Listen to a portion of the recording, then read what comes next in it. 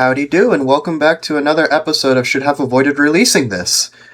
My name is Ashy, or Ashlyn Freyla. I have no preference. And this point of this series is to just talk on what's ever on my mind and just go with the flow. Mostly just like a video diary or something like that. Today, it's currently, by the time I'm recording this, it's 12:30. I have a few hours to kill before I head to work. I'm finally employed, so yeah. So I'm just gonna probably talk about how. Oh yeah, I almost also forgot one thing that I actually started estrogen starting today. I finally got my shipment of estradiol pills and a vial of it. And I'm pretty excited. I'm just waiting for payday to come in, my first paycheck, so I can get some supplies. And I just want to just talk about my experiences being unemployed and just struggling to find work.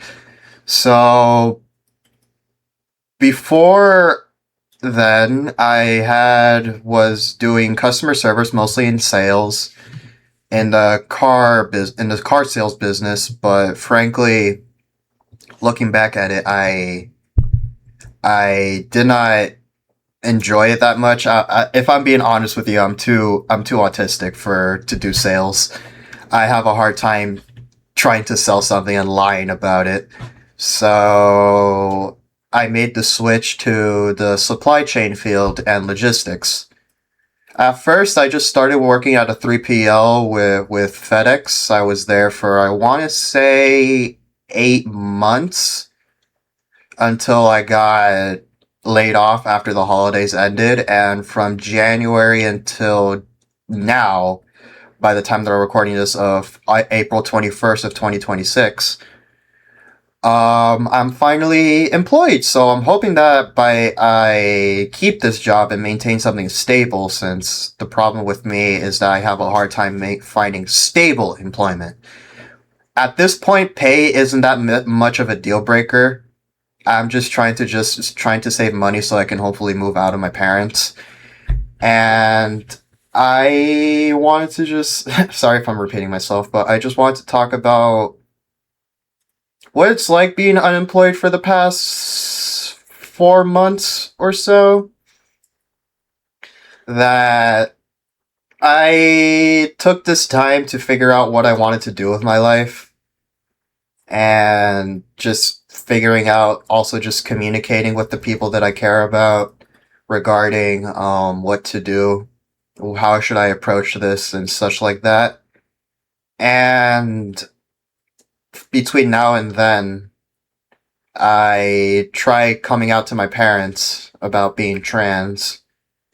And honestly, well, let me go back a few years ago. So back when I was 19-ish, I wanted to transition medically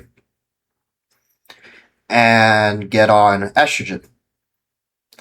And I went through a normal process with informed consent and such like that with Planned Parenthood. And I want to say this was like a couple weeks before the Florida bill SB 231, I think, where it basically restricted gender affirming care for a lot of people, including myself. It's gotten better. They have backpedaled with a lot of things, but still pretty difficult here to receive the care that I want as me as a trans woman. But anyways, I was taking them in secret, and until my dad picked up the prescription at a local pharmacy near me, and they sat me down, and honestly, they tore me a new ass, that telling me that I was crazy, that like if I keep doing this, I'll never be happy with myself, that like you're gonna like live a life of misery and such like that. And that kind of affected me in an extremely deep level, because it just pretty much ruined all my, what do you call it? my trust on saying what I want to say to my family because I was just really scared of being rejected for who I am. So for the past like 2 to 3 years, I was in the closet. I was still socially transitioning though, like taking care of my health, taking care of my physique, taking care of my appearance, pretty much going through a whole personality change and having asking people to go refer to me as Ashlyn rather than my dead name. And as of I want to say February of last year, no, this February, sorry. I was super scared, super nervous, but I just wanted to rip the band-aid.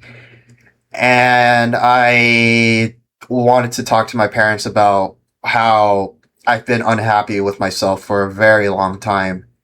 And I feel like I'm just not who I am currently. But I have to just. It went honestly slightly better than what I anticipated because my dad is super supportive. He may not understand it, but he just wants the best in me and he wants to see me happy, which I'm grateful for. My mom, I as much as I love her, I still get annoyed with how much she turns the conversation around to herself and she tries to be the center of attention all the time. But, it's a different culture, different everything, different, like, she's also old. So I want to give them the benefit of the doubt. And now that what do you call it? That I found an organization as well as a bunch of trans folk who was willing to ship me their old estrogen pills so I can start taking them. And especially with my best friend and the person I would honestly lay my life for, V, she has been my go-to inspiration, my go-to, like, support woman. And honestly, I can't imagine my life without her. I am super grateful for her. Um, That, then a month later, around March, I wanted to talk to my dad again regarding this because I have a hard time communicating with my mom because my mom always tries to shift the conversation to herself and make herself the victim, which is pretty annoying to say the least.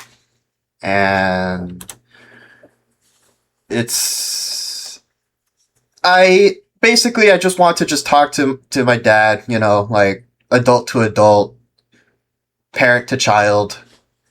And one thing that honestly to take away from it that he said it himself, like when things get better, I will be the one to take you to the clinic so we can get that estrogen and you can be the woman that you want to be, which is really assuring. And honestly, it made me cry afterwards, knowing that I have parental support and seeing that like my parents can change their opinions and can change for the better. And I wanted to just I want to just give my thanks to my father, my best friend V, everyone that I talk to regularly on Discord and Telegram and Blue Sky for helping me restart this journey because it was just a lot of fears within me, a lot of fear of rejection, a lot of fear of being denied, a lot of fear of failure. Because I've been raised to be a people pleaser. So whenever things go wrong and I can't satisfy someone, the people pleaser inside of me starts screaming at me. So I just uh